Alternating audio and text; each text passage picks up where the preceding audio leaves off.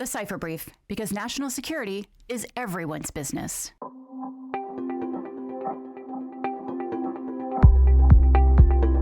want to build on the theme of critical infrastructure security right now, though, focusing specifically on how new partnerships are forming in this sector in particular, and how that's really kind of having an impact in how you see and our panelists see the future of cybersecurity around critical infrastructure. So to that end, I'd like to welcome Kelly Razumowski, Jim Gwynn, and Jeanette Manfra to this conversation. Now, Kelly Razumowski is Senior Vice President at Booz Allen Hamilton. Jim Gwynn is Senior Managing Director at Accenture, and Jeanette Manfra is Director of Risk and Compliance at Google Cloud. So, Mark, we've given you a fantastic group of private sector folks to get after on this topic. So I'm going to turn control of this conversation over to you now, and I'll be listening carefully and taking notes. Thank you, Suzanne, and thanks for the opportunity to talk about the cloud earlier. Well, look, we have a great panel here. You've introduced them. I'll get right into it, and let's pick up on what I was saying earlier, and I'll just go round robin to all three of you. We'll start with Kelly. The government anchors its relationship in the sector risk management agency concept from, PPD 21 and the executive order. How can that be improved? And what do you think the private sector needs more of from government if we were rewriting PPD 21? And how do you think we need to actually prioritize critical infrastructure assets to achieve success? Yeah, it's a great question, Mark. And I think it's important first to note sort of the fact that sector risk management agencies play such a critical role across the critical infrastructure sectors. I was going to say there are 16. You made a valid point before this that there could be 17. But I think the main thing, two of the really key themes to achieving success in this area are trust and transparency, right? They are responsible for building trusted relationships, providing technical support to identify vulnerabilities, and really for providing transparency into the latest threats and cyber risks. So the coordination and collaboration between these risk management agencies and their sectors is critical. And it's also important to note that there have been a number of strong initiatives led by the government recently to support the critical infrastructure sector. So, for example, CISA recently released a set of cybersecurity performance goals. So from concepts like zero trust, defense in depth, supply chain risk management, I can go on and on. These cross-sector goals are really a starting point for all organizations to proactively improve their cyber defense posture. But to get to your question, they're just that, they're just a starting point. So really sector-specific conversations need to start happening between the public and the private industry to determine the best way to mitigate risks that are specific and unique to each sector. These 16 sectors are different. They have unique problems, unique issues, unique missions, and these government to critical infrastructure organization conversations really need to get specific to what those unique problems are if we really want to start seeing more success here. Thanks, Kelly. Jim, you want to pick up on that? I think that, earlier in your discussion with Suzanne talking about the recasting or rebirthing of PPD 21 16636 and having it updated. One of the things that I really believe that the U.S. government should really truly look at, to me, it's not so much about the sector risk management agencies as it is protecting the entire value chain of a process. And what I mean by that is, you use Colonial. There was a discussion earlier with Hayden about Colonial. Everybody got to see what was happening on the Eastern Seaboard with long lines of gas stations. No one actually thought about what happened well upstream of that, to the refiners and the producers that were putting things into pipes to be able to move them to a pump or to a fueling station or to a jet fuel substation. So when you look at critical infrastructure, the actual risk management agencies, they look at their little portion of the puzzle. They don't look at the entire value chain.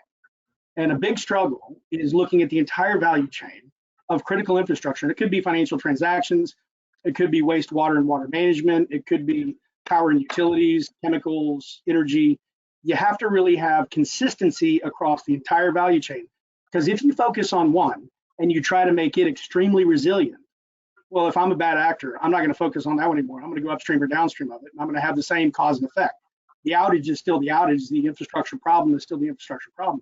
So until we can get real consistency across the agencies to protect the value chain and the process going from beginning to end, then I think we're always going to struggle with this, because, and I don't think it's territorial. I think it's just jurisdictional, right? You have, if you look at just energy, just as one little portion of this, you have, you have TWIX regulations, you have U.S. Coast Guard if something's on a coast, you have TSA, then if it's generating power or dry gas to be able to do generation, you have NERC. They all have differences and nuances because each one of them have the mandate for the segment of that value chain. And until they become consistent, we're really not ever going to get to the best stated cyber resilience that we can for that particular value chain across from the beginning. We talk about it from energy capture to market. That needs to be consistent all the way across so that we don't have disruptions. Hey, thanks, Jim. I think you're talking there to 2 or 3 different issues, one of them being that the idea of national critical functions, things that cut across critical Correct. infrastructures, and probably new documents, either in the a new PPD 21 or a new National Infrastructure Protection Plan. We probably need to finally explain that integration between those concepts and how national critical functions can help. You also kind of commented to the National Risk Management Agency thing, the idea that someone in the end has to be in charge. And I want to tell you, the only thing harder than convincing congressional committees to give up their jurisdictional dominance, to one committee, would be federal agencies giving up their control over things to CISA and DHS to, quote, be in charge. I didn't say it was easy. I said until we get to that, we're going to have some gaps. That's okay. Right? You're on the record now for supporting a national agency. Jeanette, I know you heard a little bit of that, but if I could ask you the last part of the question, what do you think about the idea of prioritizing critical infrastructure assets to achieve success? Hi, and I'm so sorry I'm late. Technical issues, user error as usual. It sounds like largely covered, and I really agree with the points around, the idea of national critical functions. Very important concept, I think, that CISA really led on. And then the important thing to really then is to break that down into actionable sort of bits, right, that people can do something with. So it's not just enough to say, hey, we care about the integrity of the financial system. People need to understand what are the very specific assets, software, physical, whatever it might be, that is supporting those functions. And then, sort of my dream was always then you could then take that and turn those into, critical information requirements that the intelligence community and private sector could be acting on. And so they would be, more actively on the lookout for threats to those particular types of functions. You'd also better be able to understand where you have concentration risk. If everybody is using the same vendor for a critical function, we have a dependency that we need to understand. And oftentimes, of course, when you get into the digital space, you have, cross-jurisdictional, global sort of scenarios where countries should be partnering to understand how do we improve those risk areas. So to me, I think it's very much on the right track, but then the hard work is getting down to the specifics so people can really understand what particular asset are we trying to defend, and who's got responsibility for looking out for threats, and then, of course, improving the security and resilience of those assets. I tried to get, I'm going to fish one more time. So we in the commission called it systemically important critical infrastructure. Jen has called it systemically important entities. A lot of the idea that in the end, if everything's a priority, nothing's a priority. So you really do have to start hitting, 100 or 200 top entities or assets, for the government's focused attention. I would comment that CISA the last year or two hasn't been that helpful with Congress until I saw Secretary Mayorkas like on the ropes during a hearing, not on the border, on cybersecurity, and he goes, "Yeah, we really need these systemically important entities." I'm like, well, that's about 6 months too late. But what's your thought? Should we be identifying specific entities that are of a higher priority and probably need some kind of different compact with the government? So I've wrestled with this question a lot, right? We started this in, some people shorthand the Section 9 of the Obama executive order, right, a long time ago, of really looking at and that's actually what led us down the path of national critical functions and all of that, because so pro of defining an entity, right? It's very clear. You can start to have a different sort of partnership with that entity. The con with that is that it's not everything about the entity, right? It's certain functions that they perform or certain assets that they own and operate.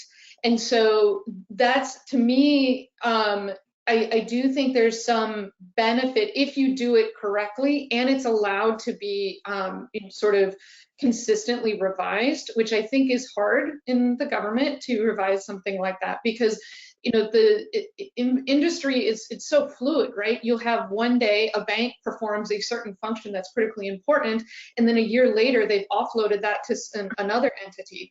And what we cared about was the function, not the particular organization that was running that. However, that being said, there's a lot of practicality. There's certain industries that are much more static, and so I know you don't want this answer, but it kind of depends. I do think that there is usefulness in having certain entities with a specific designation, because it does kind of cut through some of the bureaucracy, if you will, and some of the challenges that the government might have in working with them. But it can't be just sort of something that stays, okay, it's these 20 or whatever entities. It will always be the case. And you can't lose the focus on it's the function or the specific asset that we're concerned about. So follow the function and the asset, not just the legal entity that owns and operates it.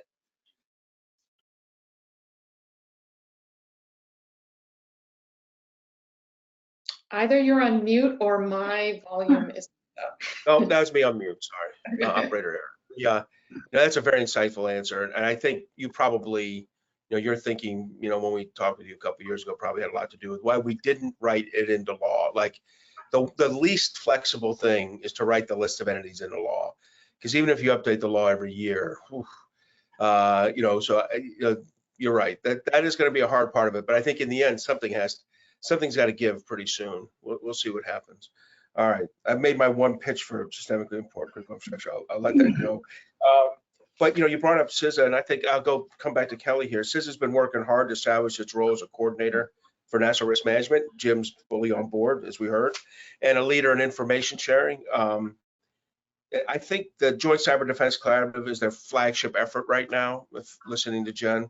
I mean, how do you all see it in both you and maybe corporately? How do you see the JCDC working? How could it do better? And is the IC playing a sufficient enough role in that? Yeah, no, I think if we've heard one thing throughout the day, it's the fact that public-private partnerships are the foundation for effective critical infrastructure security. And I think JCDC is really a good first step to provide public and private partners greater shared awareness and analysis. I'll say, it's been proven that the JCDC thus far has allowed for a flow of real-time information and collaboration between the government and industry professionals. And this is really critical, but I'd also say that it's made it very clear the importance of aggregating and disseminating all of this information to where it needs to go efficiently and effectively. So really, we need to make sure we have clear roles and responsibilities of all parties. From who provides the information to who receives it. It's critical to ensure the information doesn't lack the right context and priority. In regards to your question around the intelligence community, I think they can really be a value-added contributor by helping the JCDC prioritize threat information based on all of their insight into threat actors. So we realize that the IC has to protect its equities, and we need to make sure that the sensitive sources are not lost. But we've seen the power of federal entities working together to release cybersecurity advisories, to expose adversary activity. So using the JCDC as a sensor for threat information, given the fact that private companies own such a large portion of the threat surface. It's really a great way to increase visibility into threat actor activity in a low equity way, and really help the IC provide insights to create risk-informed action. So I think the IC, Mark, to your question, should and could play a really prominent role in the public-private partnerships and what CISA is trying to do from a JCDC perspective. So Jim, any thoughts on that, both JCDC and maybe how the IC could play a better role? Yeah, I think that we're very fortunate that we were invited to participate actively with JCDC this year. And, we have teams of folks that are doing that are dedicated to it. So the exposure that we've gotten is very good. I think that, number one, I think it's underfunded. I think there's a lot more that can be done with more structured, timely interconnectivity with the JCDC members, and then extending that beyond, the us's of the world, the OEMs of the world to clients that could read in and read out. But I think Kelly said something that I want to kind of hinge on here. I think the IC, the intelligence community, can add a little bit more context to the problems that get published. And we don't have as much context to what the potential problem might be. Whether it comes to the JCDC or it comes to a joint FBI or CISA release because something happened or something is potentially happening. When some of Eric's team was down in our Cyber Fusion Center a couple months ago, we went and visited a couple different clients, and some of the feedback, specifically from one that deals with liquid natural gas, was we need more context. It's important that you told us there's a problem here, but now we have to go spend arguably man days to figure out the context of that problem as it relates to what we do. And so it's not an easy nut to crack, but there's a little bit more data that the IC might be able to provide in a disclosed sense, right? If it's classified, that's a whole other problem. But a little bit more context around what that particular problem, how it will manifest itself. Because then most of the companies that we would provide services to, or that would receive information from CISA directly as part of the JCDC or other means and methods, they'll know rather quickly what they might need to go do. And so it's missing a little bit of context when information comes across from CISA that I think will really help if they can get there. And the only agencies that I know that can do that are really in the intelligence community, if they're seeing something and they're seeing it manifest itself in the form of an attack or in the form of something material has occurred. Because just getting some STIX feeds and finding out that you have these vulnerabilities, great, but why is that relevant, right? What is the relevance of that, and how do I make it applicable to the environment that I operate? So I think that could be a really interesting IC connectivity with CISA, and how JCDC could be a little bit more contextualized.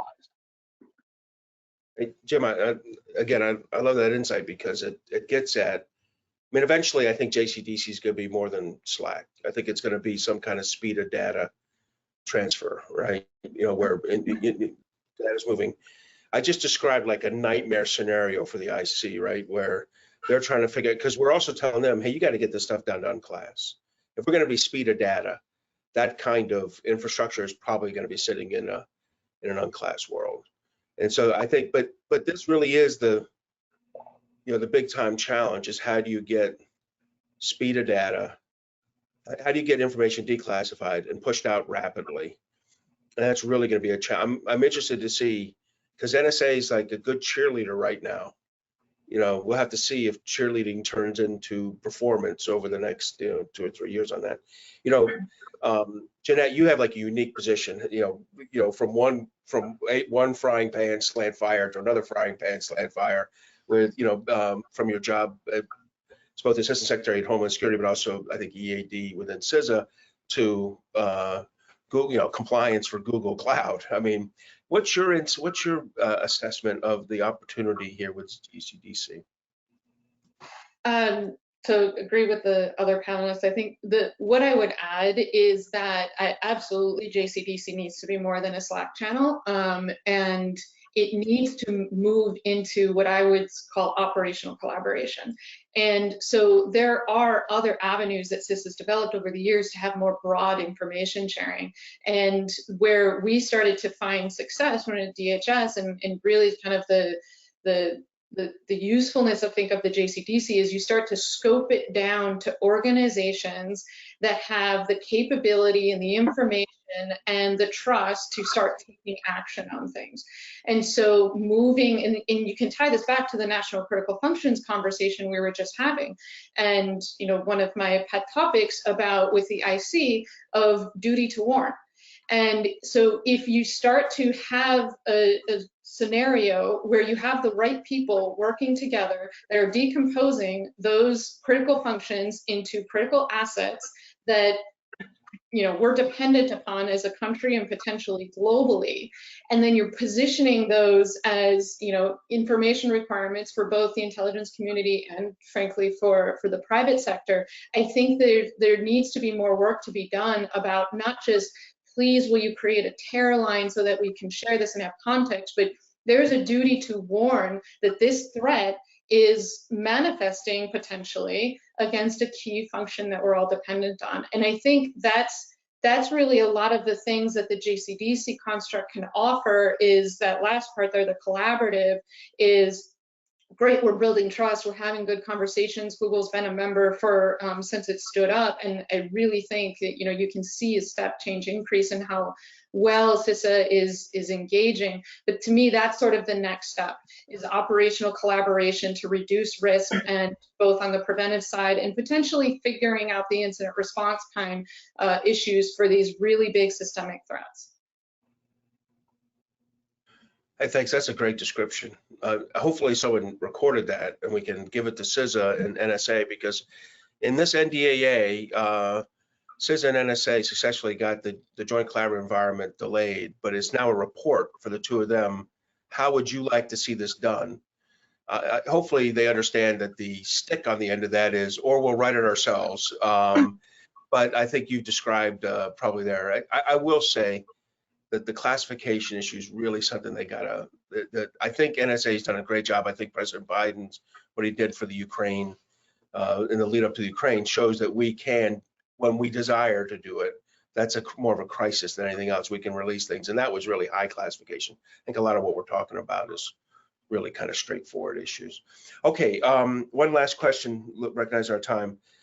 In the previous thing, when Suzanne was interviewing me about the cloud, I did the Chris Inglis diatribe on, if you do something for 23 years in a row and get the same approach, if you start a 24th year, you're clinically insane. The US government's been emphasizing a voluntary approach to improving cybersecurity over a regulatory approach. Now look, that's not true in energy and financial services. I think they would bring me long, thick binders of like, you want to see regulation. But this voluntary approach hasn't really moved the meter in some other areas where there isn't regulation. I think water comes to mind. Agriculture, I was very disappointed recently in some research we did there. Healthcare systems, I think the ransomware providers are demonstrating that weakness. And then of course the pipelines 18 months ago, we saw that when push came to shove and TSA, you know, showed their one cybersecurity, you know, up and out employee. You know, some would call, you know, in your minds, what can we do best to proceed in improving the cybersecurity uptake of the critical infrastructures if it's not going to be a voluntary? I mean, how should we kind of thread this needle to get the private sector to uptake cybersecurity? Kelly, I'll start with you again. Yeah, I 100% agree with you. I think there needs to be continued change. I'll also throw out there that we have to find a happy medium, right? It's so important that critical infrastructure organizations are not reluctant to share information with the federal government. They need to understand that they're there from a basis of trust standpoint. So I think we need to find that happy medium. But to your point, I think there's so many different things that could be, that, you know, really could be established, right? Cyber frameworks and guidance are not enough to secure the private sector. They provide a foundation, but they are just a starting point. The key isn't more checklists and questionnaires. The private sector needs maturity models, readiness assessments, sector tailorable blueprints, and ways to really measure effectiveness and performance. So I think Jen hit on this a little bit. It's sort of the how, and how can we actually help them improve their cybersecurity state. I think the other piece, and this goes to our last conversation, is there needs to be a continued focus on not just information sharing, but collaboration. And by that, it's face-to-face, side-by-side collaboration between the public and private sector with a model that really reduces operational and reputational risk to those organizations that were to share information. So those are a few things that I think we need to start thinking about more. Thanks. Jim, any thoughts there? Yeah, I'm probably going to be the stick in the mud on this one. I'm not a fan of regulation, because regulation creates a minimum watermark. It becomes the absolute minimum that everybody goes, because what ends up happening, it's unfortunate. The voluntary standards, it sets a guidepost, and that guidepost allows companies to make business decisions about what they can invest in and what they can afford. When you talk about water, there are hundreds, if not thousands, of municipalities that can't afford cybersecurity. They literally can't afford it. They would rather buy a new truck or have a new well manager running their pumps than actually try to deal with cybersecurity, because they just can't afford it. So the goals, the performance goals, the ICS performance goals, the standards, the voluntary programs give a target for companies to try to bake in that they can figure out how they can afford to deliver for other critical infrastructure. And I'm not talking about the G2000 or the Fortune 500, because they can afford to do things. I'm talking about the smaller entities. There are 1,000 chemical companies across the United States, and some of them are critical. I think it's actually, I want to say it's 1,800. I was just presenting earlier, last week, the American Chemistry Conference, their CISO board, and they struggle with, we have all these regulations that we have to meet, and we have these performance goals, and we just started our 100-day sprint. And so we're not really sure where this is going to go ultimately. How does this become something that becomes a mandate? I think that there's a model or a way that the US government can create incentives, whether it is in the form of tax breaks, whether it is actual investments. You know, under the Obama administration, when they were switching to smart grids, that was something that his administration did, is they set aside money in the form of government, really kind of subsidies, where if you accelerated smart grid implementation and AMSIG, be able to better manage utilization of electricity on the grid, then they would subsidize that. I'm not saying give free money, but I am saying some of these entities are of size. They're important. They're very important. Agriscience is a big one. You just mentioned that one, Mark. But they're not big enough to be able to have a mature, robust cybersecurity organization. So the goals set a target for them, set a North Star. But there also needs to be some incentive outside of just regulatory compliance, because then everybody will just check the boxes and move on. And we've seen that in many industries over the years, right? Many industries that have had massive cyber breaches were compliant with PCI DSS. They'd had recent ROC signings. So it's more about the incentives to help some of these entities that are not big enough to be able to fund it themselves, but still having the North Star with the performance goals. So I know that's a lot to chew on there, but I appreciate that. And I don't think that everyone's, for a regulatory approach. I will say the giving cash is very inconsistent. In the bipartisan infrastructure bill, tons of money for electrical power grid, $500 million almost in grant money. And then you go to water next door, utility-based system, zero.